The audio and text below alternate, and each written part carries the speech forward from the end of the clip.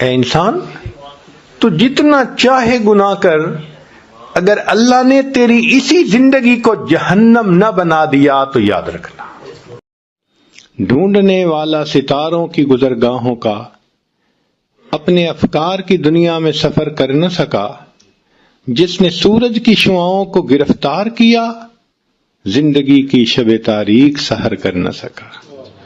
ساری دنیا کو کمکموں سے روشن کرنے والا انسان من میں اندھیرا لیے پھرتا ہے۔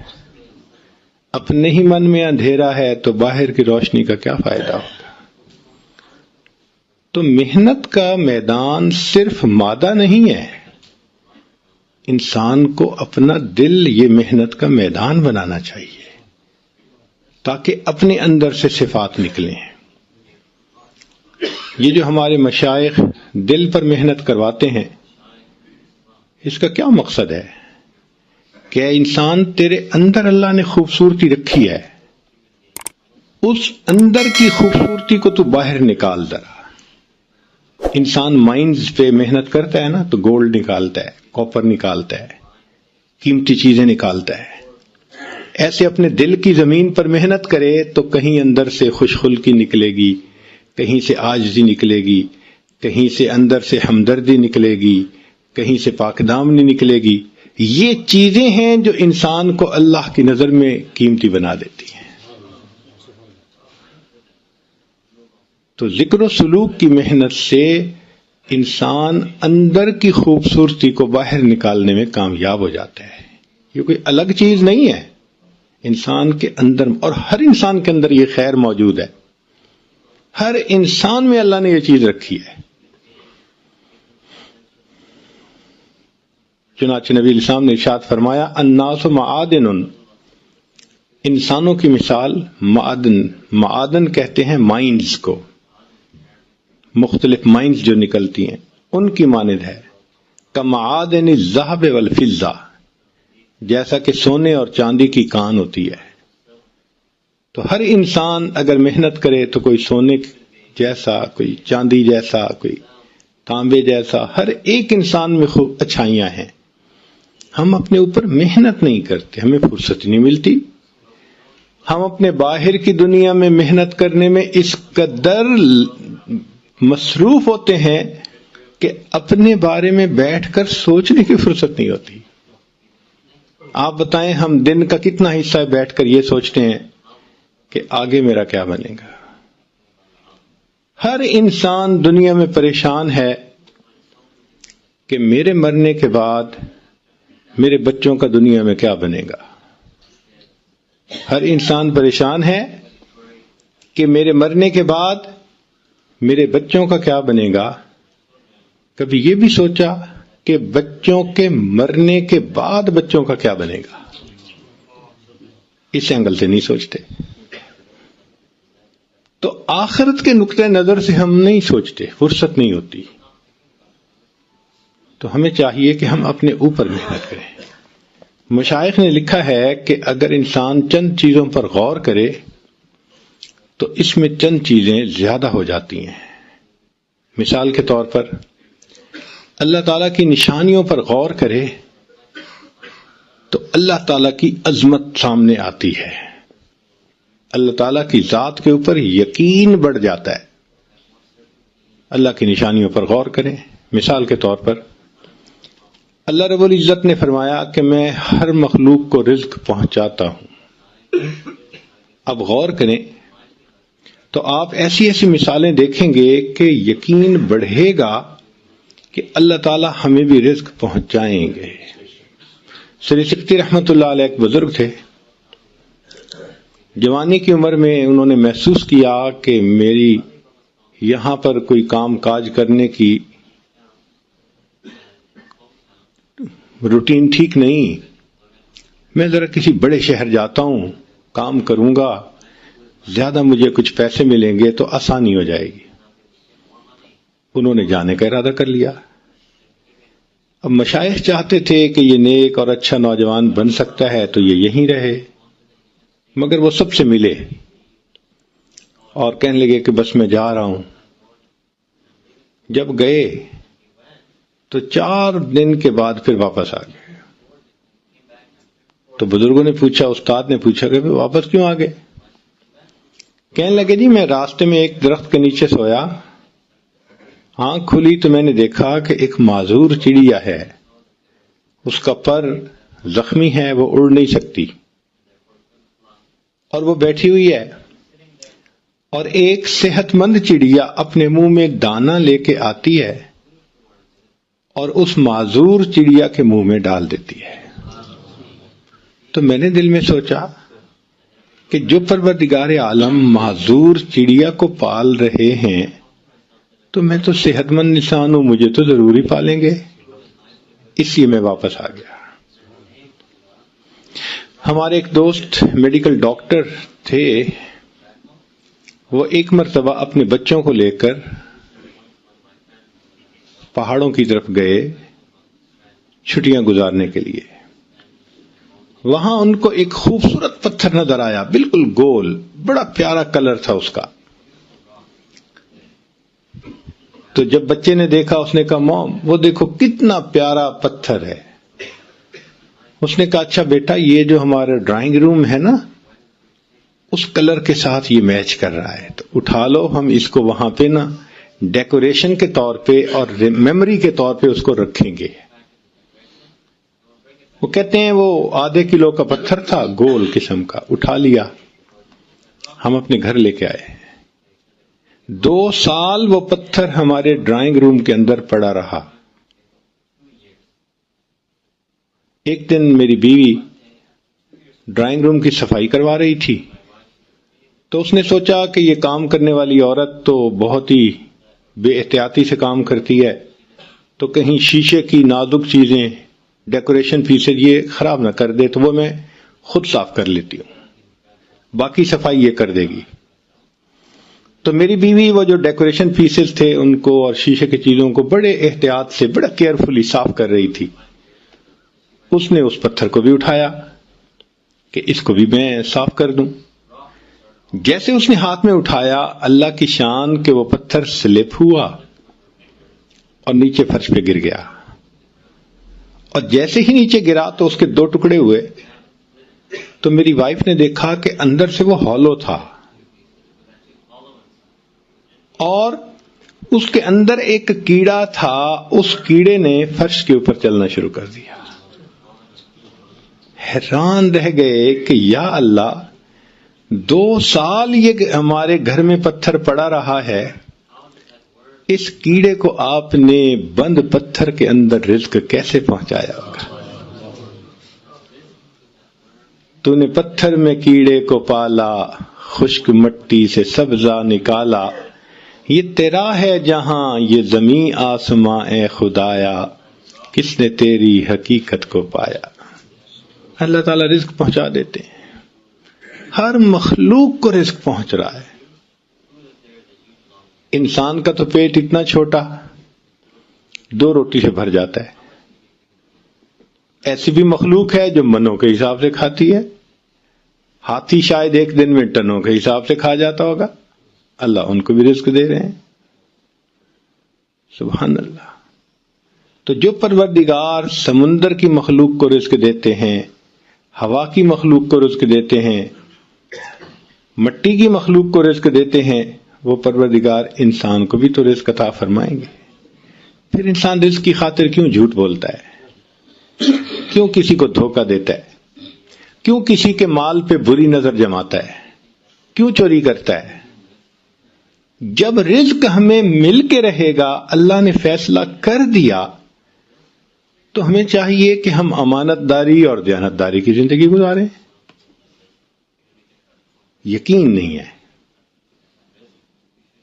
دل میں یقین کی کمی ہے، تو اللہ تعالیٰ کی نشانیوں پہ غور کریں تو پھر یقین بڑھ جاتا ہے۔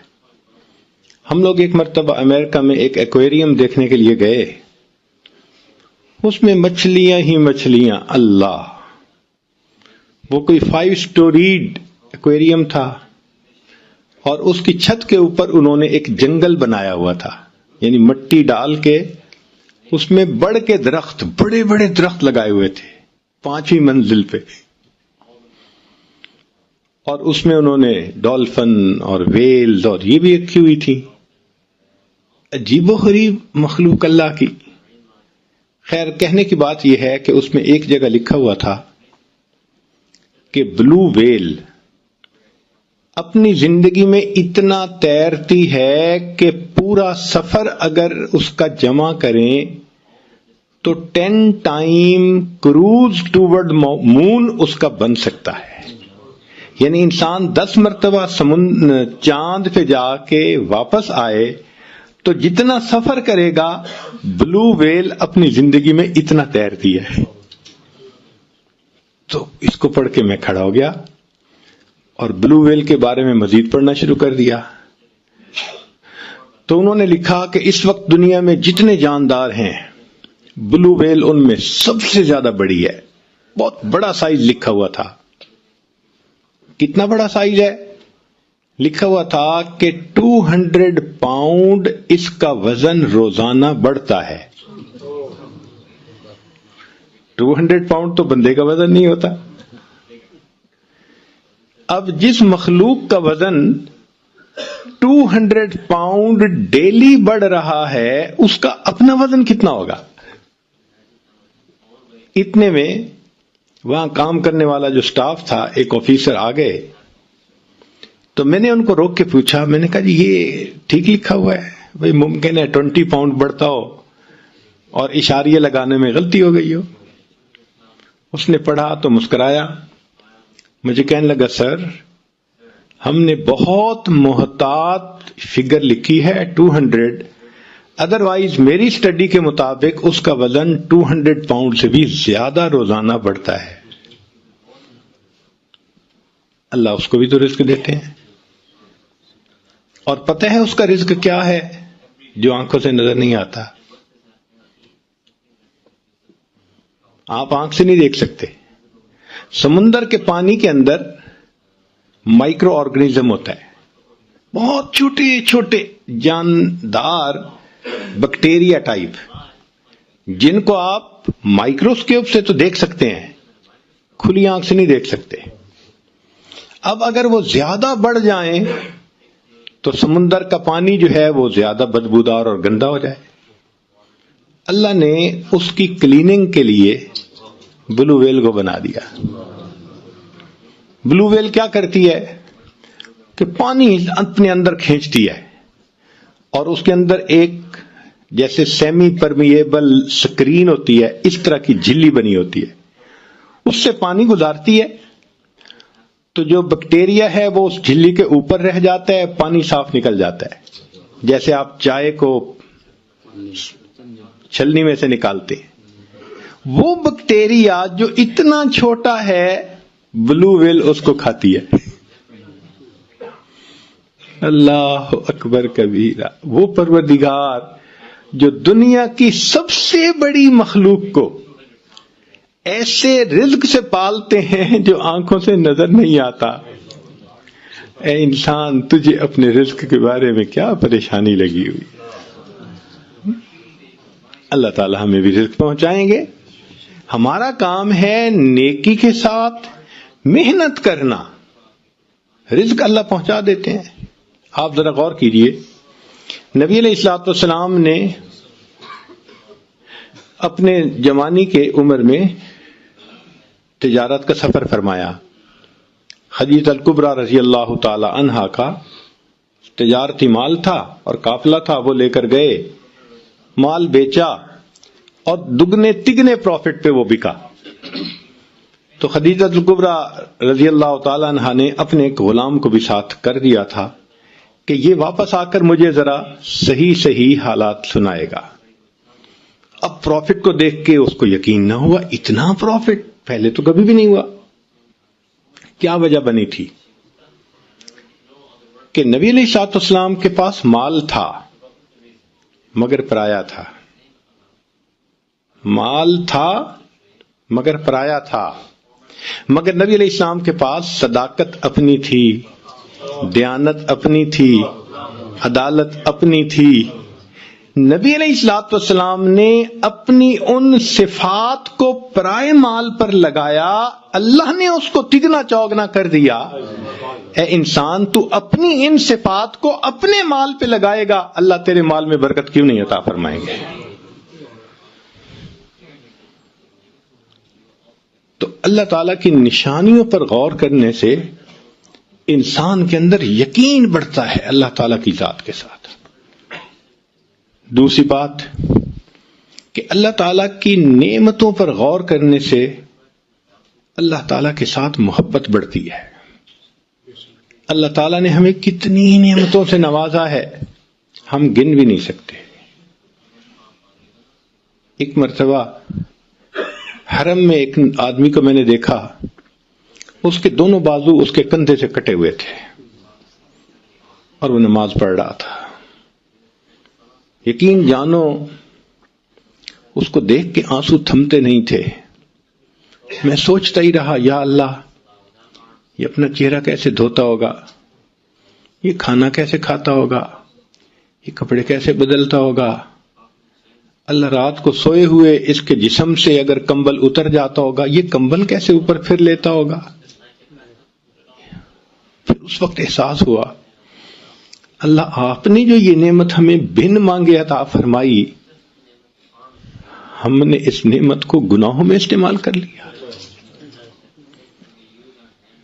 اللہ تعالی ہمیں بینائی نہ دیتے ہم اندھے ہوتے، گویائی نہ دیتے ہم گنگے ہوتے، سماعت نہ دیتے ہم بہرے ہوتے، رزق نہ دیتے ہم بھوکے ہوتے، پانی نہ دیتے ہم پیاسے ہوتے، کپڑے نہ دیتے ہم ننگے ہوتے، اللہ تعالیٰ صحت نہ دیتے ہم بیمار ہوتے، اللہ تعالیٰ اولاد نہ دیتے لاولد ہوتے، گھر نہ دیتے بے گھر ہوتے، اگر اللہ تعالیٰ ہمیں علم نہ دیتے ہم جاہل ہوتے، اگر اللہ تعالیٰ ہمیں عزت نہ دیتے ہم ذلیل ہوتے۔ اے انسان، تو جو عزتوں بھری زندگی گزار رہا ہے، یہ تیرے مالک کا کرم اور احسان ہی تو ہے۔ اللہ کی رحمت کی نظر ہٹتی ہے، انسان گھر بیٹھے بٹھائے ذلیل ہو جاتا ہے، سروں سے دوپٹے اتر جاتے ہیں۔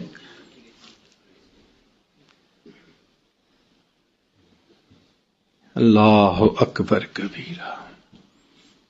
ایک وقت ہوتا ہے مٹی کو ہاتھ لگائے سونا بنتی ہے، اور جب دن پلٹتے ہیں پھر کہتے ہیں حضرت آج تو سونے کو بھی ہاتھ لگائیں تو مٹی بن جاتا ہے۔ تو ہم اللہ تعالیٰ کی نعمتوں پر غور کریں تو اللہ تعالیٰ کی محبت ہم دل میں بڑھ جائے گی۔ اللہ تعالیٰ کی نشانیوں پر غور کرنے سے یقین بڑھتا ہے، نعمتوں پر غور کرنے سے اللہ تعالیٰ کی محبت بڑھتی ہے، اور اللہ کے وعدوں پر غور کرنے سے اعمال کرنے کی رغبت بڑھ جاتی ہے۔ ہمیشہ اللہ کے وعدے سچے، ہمیشہ سچے۔ قرآن مجید میں اللہ تعالیٰ نے ایک واقعہ بیان کیا ہے،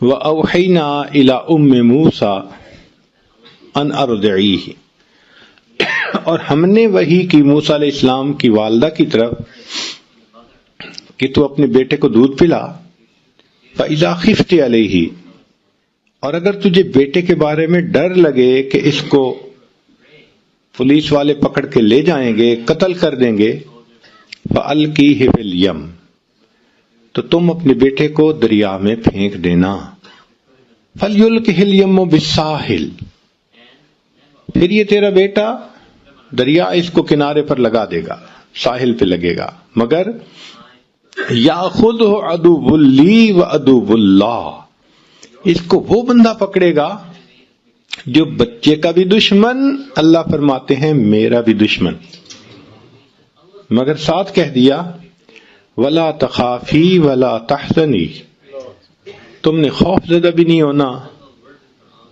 تم نے غم زدہ بھی نہیں ہونا، انا رادوہ الیک، ہم اسے تمہارے پاس واپس لوٹائیں گے، وجاعلوہ من المرسلین، اور ہم اس کو رسولوں میں سے بنائیں گے۔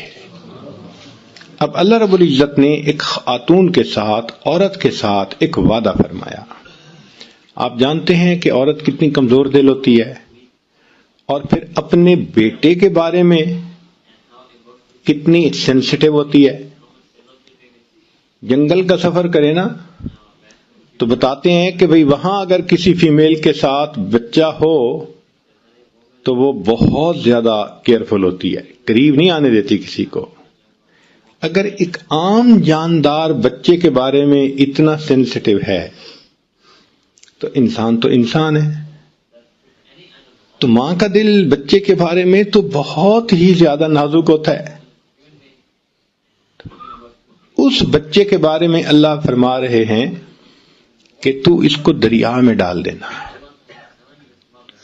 اب عقل کہتی ہے یا اللہ، آپ نے اگر اسے رسولوں میں سے بنانا ہے تو میں کسی غار میں چھوڑ آتی ہوں،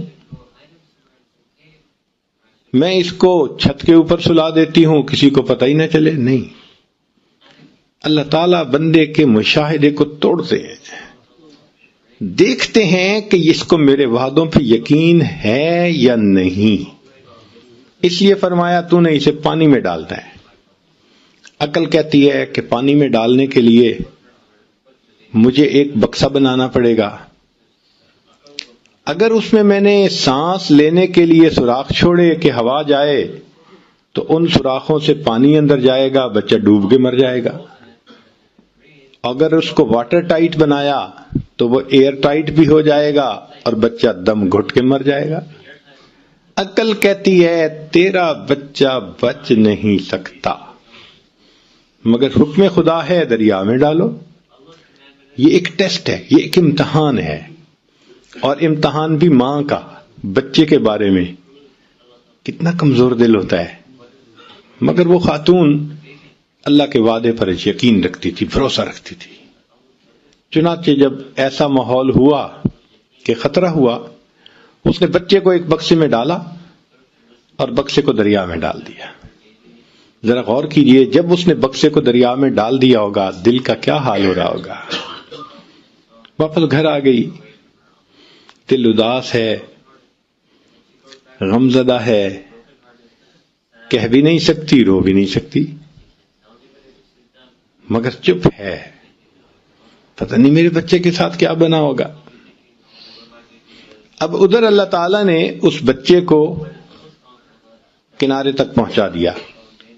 فرعون اپنی بیوی کے ساتھ وہاں پر چہل قدمی کر رہا تھا، تو اس کے ساتھ اس کے غلام تھے، انہوں نے بکسا دیکھا، پکڑا، لا کے پیش کر دیا۔ اس نے کہا کھولیں۔ جب انہوں نے بکسے کو کھولا، اللہ تعالیٰ فرماتے ہیں وَأَلْقَيْتُ عَلَيْكَ مَحَبَّةً مِّنِّي، اے میرے پیارے موسیٰ علیہ السلام، ہم نے آپ کے چہرے پر محبت کی تجلی ڈال دی تھی۔ ایک تو بچہ ویسے ہی خوبصورت ہوتا ہے بچپن میں، تو اللہ فرماتے ہیں کہ ہم نے محبت کی تجلی، تو مفسرین نے لکھا اتنا خوبصورت چہرہ تھا، چمکتا چہرہ تھا کہ بچہ تو ڈائمنڈ کی طرح، ایک معصومیت، اوپر سے خوبصورتی۔ تو اس کو دیکھتے ہی فرعون کی بیوی اپنا دل دے بیٹھی، کہنے لگی لا تقتلوہ، اسے قتل نہیں کرنا، عسیٰ ان ینفعنا او نتخذہ ولدا، ہم اس کو اپنا بیٹا بنائیں گے، ہم اس سے نفع پائیں گے۔ اب جب بیوی نے کہہ دیا تو فرعون جو ہزاروں بچوں کو قتل کروا چکا تھا کہنے لگا ٹھیک ہے، اگر تم کہتی ہو تو میں ایسا نہیں کرتا۔ اب یہ آیت پڑھ کے ہم عورتوں کو کہتے ہیں کہ تم کہتی ہو خاوند نہیں سنتا، وہ تو بڑے بڑے فرعون سنا کرتے تھے، بیوی کی کون نہیں سنتا ہے؟ تو وہاں پر بیوی نے کہہ دیا لا تقتلوا، اس کو قتل نہیں کرنا، ہم بیٹا بنائیں گے۔ تو فرعون نے دین اینڈ دیئر ڈیسیژن لے لیا، ہم نے اسے قتل نہیں کرنا، ہزاروں کو قتل کروا چکا ہے۔ دیکھو اللہ نے کیسے بچے کو بچایا۔ اب جب بیٹا بنا لیا،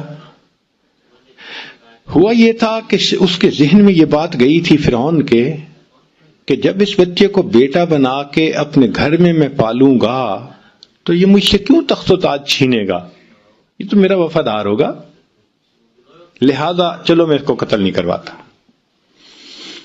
اب اس نے کہا کہ بچے کو لے کے چلو۔ اس زمانے میں یہ فیڈر کی مائیں نہیں ہوتی تھیں، عورتیں ہی بچے کو دودھ پلا سکتی تھیں، تو بچے کو دودھ پلانے کا وقت آ گیا۔ ایک عورت دودھ پلاتی ہے، بچہ نہیں پیتا۔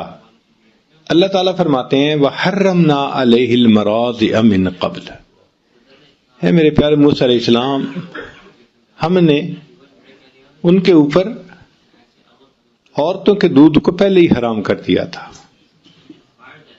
یعنی وہ سوٹ نہیں کرتا تھا اس بیبی کو، لہذا جو عورت آتی دودھ فیڈ کرتی وہ نہیں پیتا، دودھ فیڈ کرنے لگتی وہ بچہ نہیں لیتا۔ تو فرعون نے کہا کہ بھائی ذرا اعلان کرو کہ جتنی بھی عورتیں دودھ پلانے والی ہیں وہ آئیں اور ذرا آ کے دیکھیں۔ رات گزر گئی، بچے نے کسی کا دودھ ایکسپٹ نہیں کیا۔ فرعون کو نیند بھی آ رہی ہے، تھکا ہوا بھی ہے، اب وہ وش کرتا ہے کہ کسی عورت کا دودھ یہ ایکسپٹ کرے تو ہمارا مسئلہ حل ہو، مگر بچہ رو رہا ہے، بیوی سے رونا نہیں دیکھا جاتا اور اس سے بیوی کی پریشانی نہیں دیکھی جاتی، اور عورتیں آ رہی ہیں مگر ان کا دودھ بچہ قبول نہیں کرتا۔ ساری رات گزر گئی۔ اللہ تعالیٰ فرماتے ہیں وَأَصْبَحَ فُؤَادُ أُمِّ مُوسَىٰ فَارِغًا، اور موسیٰ علیہ السلام کی والدہ نے جو وہ رات گزاری بڑے بے تابی میں، اور اس نے غم زدہ دل کے ساتھ صبح کی، ان کادت لتبدی بہ لولا اربتنا علی قلبہا، اگر ہم اس کے دل کو گرا نہ دیتے تو وہ تو اپنا راز کھول بیٹھتی۔ کیا مطلب؟ رو لیتی، لوگوں کو پتہ چل جاتا کہ وہ گمشدہ بچہ اسی کا ہے۔ اللہ فرماتے ہیں ہم نے دل کو گرا دے دی، تسلی دے دی، وہ روئی نہیں مگر غمزدہ تو تھی۔ صبح اٹھ کے بیٹی سے کہنے لگی، موسیٰ علیہ السلام کی جو بہن تھی، لڑکپن میں تھی وہ بھی، بیٹی جاؤ ذرا دیکھو بھائی کس حال میں ہے۔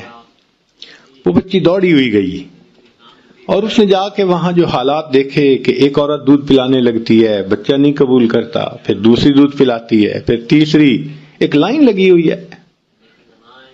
تو جب اس نے یہ دیکھا تو اس نے فرعون کو کہا هل ادلکم علی اہل بیت یکفلونہ لکم وہم لہ ناصحون، کیا میں تمہیں ایسے گھر والوں کے بارے میں نہ بتاؤں کہ جو اس کی کفالت بھی کریں گے، دودھ بھی پلائیں گے اور بڑے ہمدرد بھی ہوں گے۔ تو فرعون کے دل میں کھٹکا تو ہوا، کیوں یہ کہہ رہی ہے؟ تو اس نے سر کے بالوں سے پکڑا، اے لڑکی تو کیوں کہہ رہی ہے ایسے؟ اس نے کہا جی ہم آپ کی رعایا ہیں، ہم آپ کی خیر خواہی نہیں کریں گے تو کون کرے گا؟ اس نے کہا بات تو ٹھیک ہے، لے آؤ جس کو لاتی ہو۔ موسیٰ علیہ السلام کی بہن دوڑی ہوئی آئی اور آ کے امی چلو چلو بچہ دودھ نہیں پی رہا۔ تو ماں آ گئی۔ اب جب ماں نے دودھ پلایا تو موسیٰ علیہ السلام نے پینا شروع کر دیا، بچے نے فوراً پینا شروع کر دیا، ایک شور مچ گیا، ایک عورت کا دودھ بچے نے ایکسپٹ کر لیا۔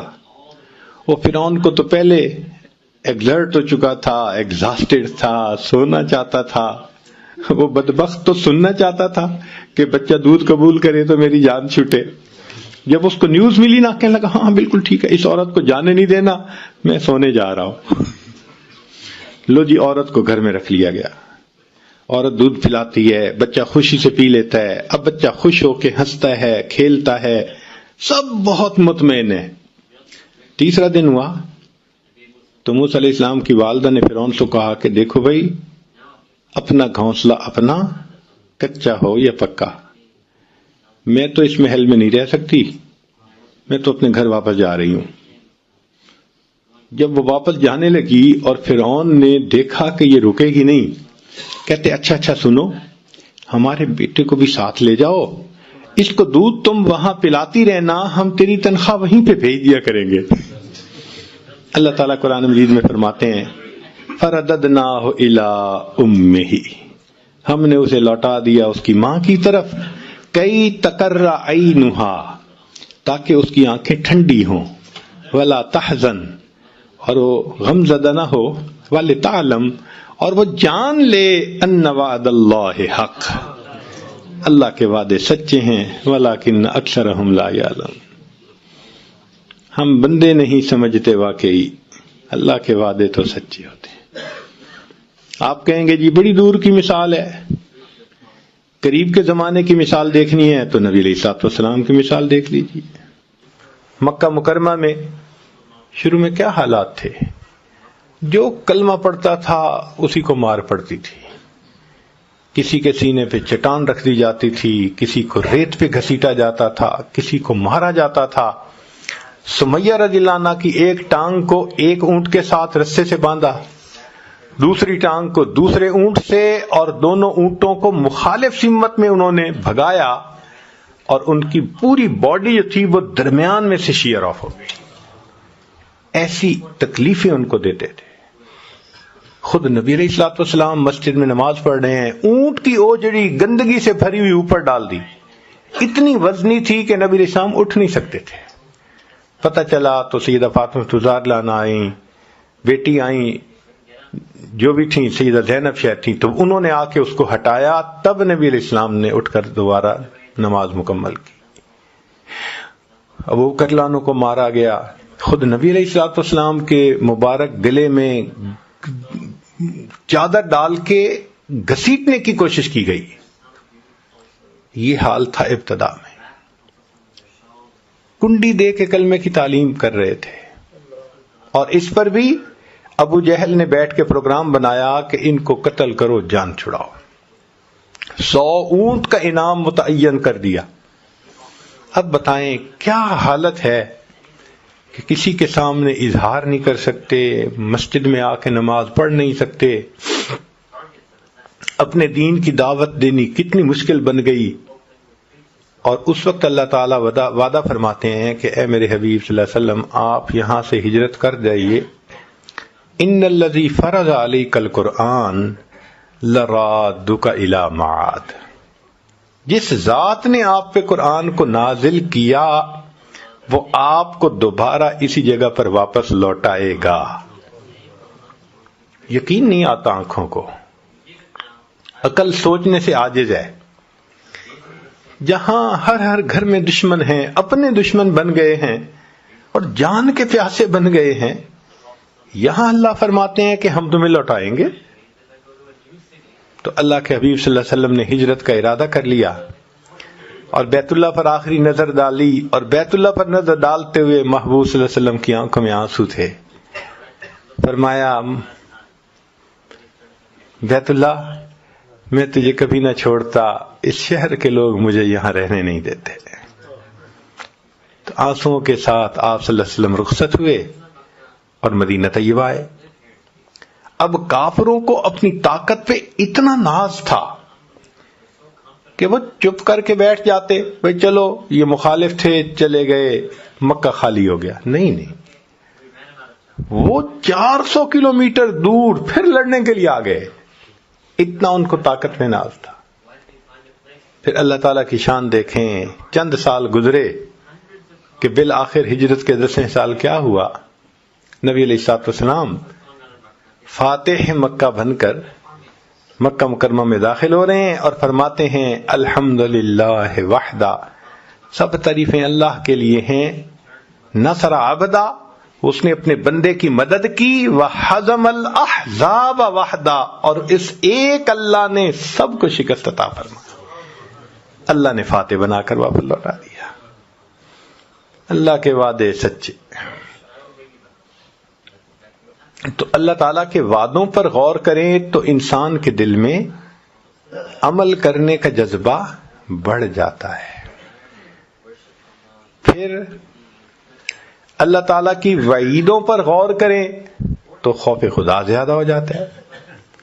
اللہ تعالیٰ کی وعیدیں یعنی اللہ تعالیٰ نے جو اپنے عذاب کے بارے میں بتایا ہے نا کہ جو انسان گناہ کرے گا تو میرا ایسے عذاب آئے گا، اس پہ غور کرے۔ ہم نے اپنی زندگی میں دیکھا ہے جس کو شراب کی عادت پڑی اس کی زندگی میں بربادی آنکھوں سے دیکھی گئی، جس بندے کو زنا کی عادت پڑی وہ مختلف بیماریوں کا لازمن مجموعہ بنا۔ حدیث پاک میں آتا ہے جو زنا کرتا ہے اس کی عمر گھٹا دی جاتی ہے۔ تو جس نے گناہ کا راستہ اختیار کیا بالآخر برباد ہوا، دنیا کی بھی ذلت، آخرت کی بھی ذلت۔ تو اللہ تعالی کی وعیدوں پر غور کریں۔ اللہ اکبر کبیر۔ ایک واقعہ میں آپ کو سناتا ہوں، بات مکمل کرتا ہوں۔ ایک گزٹڈ آفیسر 22 گریڈ کا آدمی، سیکٹری لیول کا، منسٹر کے ساتھ جو کام کرتے ہیں، بڑے اختیارات ہوتے ہیں ان کے، اور وہ اگر رشوت لینے والے ہوں تو پھر ان کے پاس ملینز ہوتے ہیں۔ ایسا ہی ایک آدمی تھا، پرسنالٹی بھی بہت امپریسو تھی، تعلیم بھی بہت تھی، اور اس کے پاس رشوت کا مال بھی کروڑوں میں تھا۔ اس نے اپنا گھر بنایا ایک کالونی میں، قدرتاً مسجد بالکل قریب تھی۔ جب وہ شفٹ ہو گیا تو رویا ہوا تھا، تو مسجد میں فجر کی اذان ہوئی، اس کی آنکھ کھل گئی۔ اس نے کہا یہ کیا مسئلہ ہے، یہ روز میری نیند خراب کیا کرے گا۔ اس نے اگلے دن مؤذن کو بلوایا اور کہا کہ بھئی تم جو ہے اسپیکر پہ مت اذان دیا کرو۔ مؤذن نے نمازیوں کو بتایا، تو نمازیوں نے کہا بھائی ہم بوڑھے ہیں، ہم تو گھڑی بھی نہیں دیکھ سکتے، اذان کے انتظار میں ہوتے ہیں، اذان ہوتی ہے تو ہم مسجد میں آتے ہیں، اور ساری مسلمانوں کی آبادی ہے، کیا مسئلہ ہے تمہیں، کیوں تم اذان نہیں دیتے؟ انہوں نے کہا نہیں، تم اذان دو لاؤڈ سپیکر میں فجر کی، کوئی بات نہیں۔ اگلے دن اس نے پھر اذان دی۔ اب یہ آفیسر صاحب جن کو اپنی طاقت کا، اختیارات کا، پیسے کا اتنا ناز تھا، یہ دن میں اٹھا، اس نے مؤذن کو بلوایا، ایک تھپڑ لگایا۔ تو یہ کہا نہیں تھا کہ اذان نہیں دینی اسپیکر میں، کیوں دی؟ اس نے کہا جی سارے محلے والے چاہتے ہیں کہ میں دوں، میں کس کی مانوں کس کی نہ مانوں؟ بس اس بندے کا یہ عمل ایسا اللہ کو ناپسند ہوا کہ میری عظمت کی آواز لگتی ہے اور اس کی نیند خراب ہوتی ہے۔ لو جی، چند دن کے اندر اس گزٹڈ آفیسر صاحب کے اوپر فالج کا اٹیک ہو گیا، دونوں ہاتھ یوں۔ اب جب دونوں ہاتھ بیکار ہو گئے تو دفتر والوں نے بھی چھٹی کرا دی کہ جی آپ سک لیو پہ جائیں، اگر ٹھیک ہو گئے تو آئیں، ورنہ پھر ختم۔ 1 سال علاج کرتا رہا، کوئی فائدہ نہ ہوا۔ تو دفتر والوں نے کہا کہ بھئی آپ اپنی ریٹائرمنٹ لے لیں بینیفٹس کے ساتھ، پیسے تو مل گئے بہت سارے، مگر دولت تو چلی، نوکری تو چلی گئی۔ اب جب گھر آ گیا تو اللہ کی شان کے فالج کا پھر اٹیک ہوا، اور دونوں پاؤں بھی اسی طرح معذور ہو گئے، پاؤں سے بھی معذور، ہاتھوں سے بھی معذور۔ سارا دن گھر میں ہے، طبیعت تو بڑی افسرانہ تھی، اب کبھی بیوی کو ڈانٹتا ہے، کبھی بچے کو، یہ نہیں کر رہے وہ نہیں کر رہے، تو گھر والے بھی خدمت کر کر کے پریشان۔ ایک دن بیوی کو جو ڈانٹا، اس نے کہا دیکھیں میں تمہاری خدمت کر کر کے صحت خراب کر چکی ہوں، مگر تمہاری زبان سے کبھی شکریہ کا لفظ تو نہیں نکلا، ذرا سی بات پہ تم بے جا گالیاں نکالتے ہو۔ اب اگر تم نے مجھے گالیاں نکالی نا تو میں امی ابو کے گھر چلی جاؤں گی۔ اس نے اور گالیاں نکالی، وہ بچوں کو لے کے گھر چلی گئی اکیلا۔ اس نے اپنے بھائی کو پیغام بھیجا کہ بھئی بیوی تو مجھے چھوڑ کے چلی گئی، تو تم جو ہے میرے کیئر ٹیکنگ کرو۔ تو بھائی نے اسے اپنے گھر بلوا لیا، بھائی کی بیوی بچے وہ سب اس کی خدمت کرتے، مگر طبیعت تو بگڑی ہوئی تھی نا، شاہانہ طبیعت تھی، افسرانہ طبیعت تھی، غصہ کرنا، ڈانٹنا، گالی نکالنا وہ تو معمول تھا۔ وہاں بھی اس نے یہی حساب کیا۔ تو ایک دن بھائی کی بیوی کو جو گالی نکالی تو اس نے اپنے خامن سے کہا کہ یا اسے گھر میں رکھ لو یا پھر مجھے رکھ لو۔ تو بھائی نے کہا کہ بھئی دیکھو میں نے آپ کو منع کیا تھا کہ یہ آپ کی خدمت کر رہے ہیں میرے بیوی بچے، تو تم بجائے اس کے کہ ان کا احسان مانو اور ان کے ساتھ اچھا سلوک رکھو، تم ایسے ڈانٹتے ہو جیسے معلوم نہیں انہوں نے کیا جرم کر لیا۔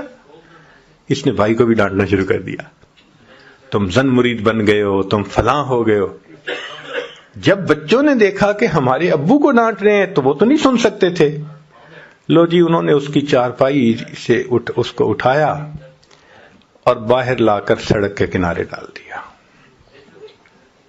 کہ تو جان اور تیرا کام جانے۔ اب ہاتھ بھی کام نہیں کرتے، پاؤں بھی کام نہیں کرتے، اس کے پاؤں دونوں سینے کے ساتھ لگے ہوئے ہیں، ہاتھ بھی سینے کے ساتھ لگے ہوئے ہیں، زندہ لاش ہے ایک طرح سے، سڑک کے کنارے پڑا ہے۔ رات تو گزر گئی، صبح ہوئی تو بھوک بھی بہت لگی ہوئی ہے۔ اب سوچ رہا ہے کہ میں کیا کروں، کوئی ہے بھی نہیں۔ جب بہت بھوک لگی، اللہ کی شان کہ جو 7 لوگ گزر رہے تھے نا پیدل، ان سے اس نے بھیک مانگنی شروع کر دی، اللہ کے نام پہ مجھے کچھ دے دو، اللہ کے نام پہ مجھے کچھ کھلا دو۔ جس اللہ کا نام سن کے یہ کہتا تھا میری نیند خراب ہوئی، آج اسی اللہ کے نام کی بھیک مانگ رہا ہے، سڑک پہ پڑا ہوا۔ ایک نوجوان گزرا، اس نے اس کو 10 روپے دیے، کہتے میں 10 روپے کو کیا کروں، نہ میرے ہاتھ کام کرتے ہیں نہ پاؤں کام کرتے ہیں، آپ مجھے پلیز کہیں سے کھانا لا کے کھلائیں۔ اس نے کہا میرے پاس تو اتنی فرصت نہیں، میں تو اسکول پہنچنا ہے۔ اور آدمی گزرا، تیسرا گزرا، ایک نے کہا اچھا میں تمہارے لیے کھانا لاتا ہوں، روٹی لا کے دیتا ہوں۔ وہ گیا اور قریب والے ہوٹل سے روٹی اس نے خریدی اور روٹی خرید کر اس کو دی۔ اس نے کہا مجھے کھلائیں، اس نے کہا میرے پاس اتنا ٹائم نہیں ہے، میں نے لا کے دے دی ہے، اب تو خود کھائیں۔ کہنے لگا میں تو کھا نہیں سکتا۔ اس نے کہا جی میں یہاں رکھ دیتا ہوں۔ کہنے لگا رکھو نہیں، مجھے دے دو۔ اب ہاتھ بند تھے، ہاتھ میں روٹی لے نہیں سکتا تھا۔ یہ پاؤں جو اس نے یوں سینے پہ آیا ہوا تھا فالج کی وجہ سے، پاؤں کے انگوٹھے اور انگلی کے درمیان اس نے روٹی کو پکڑا، اور جس طرح کتا پاؤں میں روٹی کو پکڑ کے منہ سے نوچتا ہے، اس طرح نوچ نوچ کے روٹی کو کھانے لگا۔ اللہ اکبر کبیرہ۔ جس کو اپنے حسن پہ ناز تھا، دولت پہ ناز تھا، اختیارات پہ ناز تھا، اتنا نافرمان بن گیا کہ اللہ کا نام سنتا ہے تو کہتے ہیں میری نیند خراب ہوتی ہے۔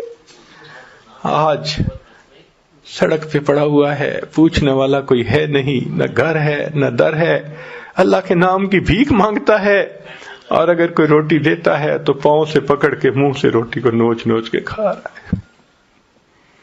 اللہ تعالیٰ جب بندے سے ناراض ہوتے ہیں پھر تگنی کا ناچ نچا دیتے ہیں بندے۔ تو اللہ تعالیٰ کی وعیدوں پر غور کرنے سے پھر انسان کے دل میں خوف آ جاتا ہے۔ تکبر نہیں کرنا چاہیے، بڑائی نہیں دکھانی چاہیے، دوسروں کو تکلیف نہیں دینی چاہیے، پھر انسان گناہوں سے بچ جاتا ہے۔ تو 5 باتیں آج آپ کی خدمت میں پیش کرنی ہے۔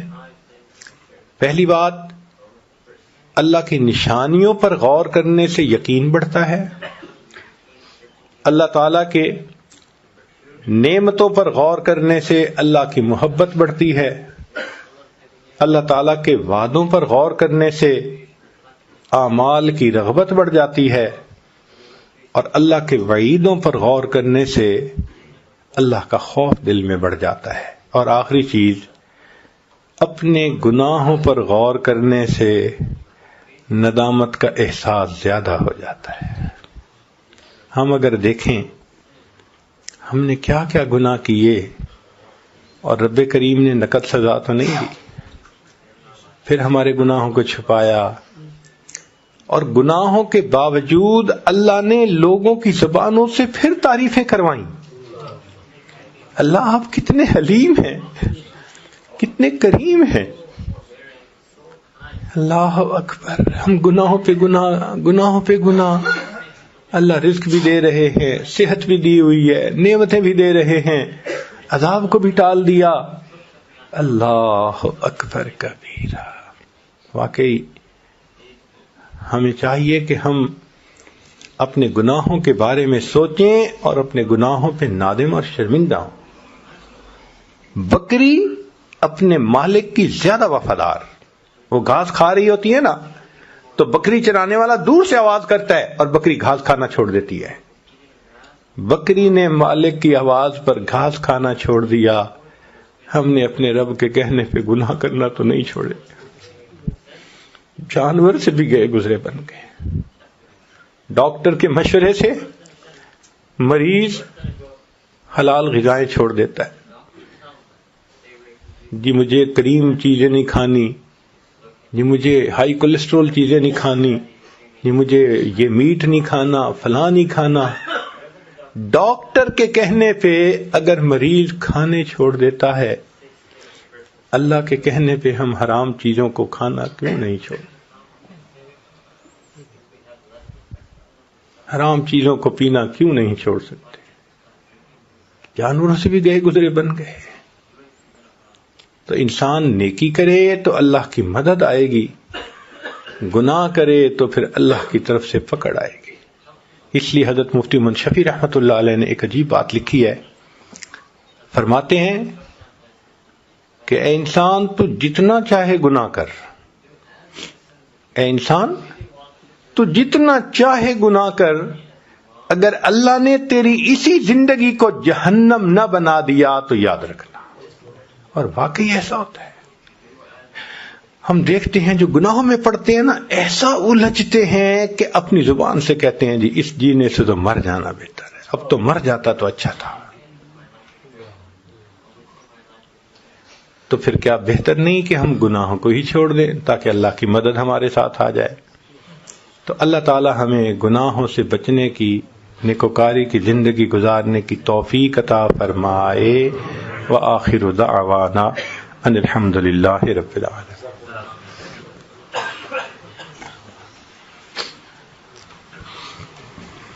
سبحان ربی الاعلی وحاب اللہم صلی علی سیدنا محمد وعلی آل سیدنا محمد وبارک وسلم۔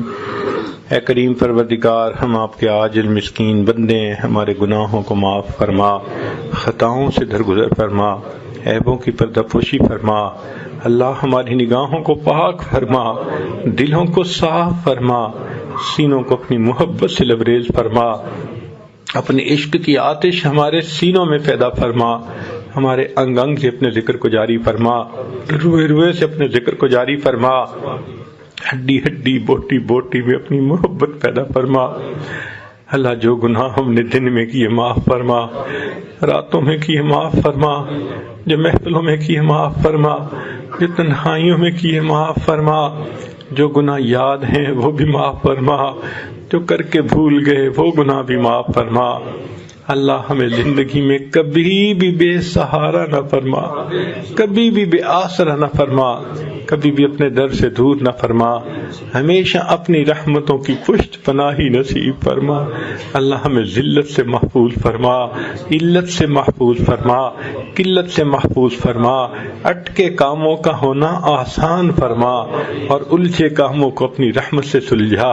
اے کریم آقا ہماری پریشانیوں کو دور فرما، ہمیں نیک نیک اعمال کی توفیق عطا فرما۔ رب کریم بچہ پریشان ہوتا ہے، ماں باپ کی طرف دوڑتا ہے، اور بندہ پریشان ہوتا ہے تو پروردگار کی طرف لوٹتا ہے۔ اے بے کسوں کے دستگیر، اے ٹوٹے دلوں کو تسلی دینے والے، اے خالی جھولیوں کو بھر دینے والے، اللہ ہم نے بھی جھولیاں پھیلائی ہیں، اپنی رحمت سے بھرپور فرما۔ اللہ رحمت کا معاملہ فرما، جو مانگا عطا فرما، جو نہیں مانگا ہمارے لیے بہتر ہے ہمیں وہ بھی عطا فرما۔ ماں اپنے بچے کو نجاست ملی ٹھیرا دیکھتی ہے، وہ بچے کو پھینک نہیں دیتی، چھوڑ نہیں دیتی، سمجھتی ہے یہ نادان ہے، بیٹا تو میرا ہی ہے، بچے کو دھو لیتی ہے، سینے سے لگا لیتی ہے۔ اللہ ہم بھی تو گناہوں کی نجاست میں لتڑے ہوئے ہیں، اللہ ہمیں چھوڑ نہ دیجیے، اللہ ہمیں اپنے در سے دھتکار نہ دیجیے، ایک رحمت کی نظر ڈال کے ہمیں دھو لیجیے اور ہمیں بھی اپنی رحمت کی چادر میں چھپا لیجیے۔ اللہ ہم پر رحمت کی نظر فرما لیجیے۔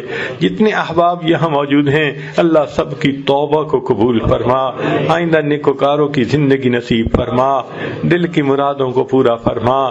اللہ اپنے پسندیدہ بندوں میں شامل فرما۔